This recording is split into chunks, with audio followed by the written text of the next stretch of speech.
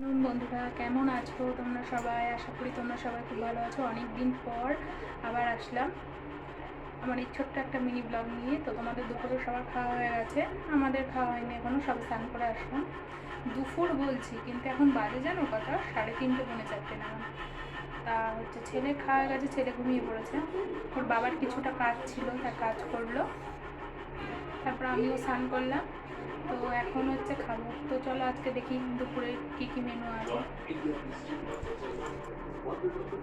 দেখো, ভাত, এটা পুঁই শাকের ঘন্ট, এটা দিদিভাই দিয়েছে মাছের মাথা দিয়ে। আর এটা একটু মশলা দিয়ে পটল করেছি, মশলা পটল বলতে পারো। আর এটা উচ্ছে আলু ভাজা। আর এটা ডিমের একটু ঝোলটা রাখতে চেয়েছিলাম, যেহেতু আমার বড় ঝোল ছাড়া সব কিছুরই বেশি ঝোল লাগে ওর। তো ছেলেকে স্নান করাতে গিয়ে এটা শুকিয়ে গ্রেভি হয়ে গেছে। তো এই আজকে আমাদের দুপুরের মেনু।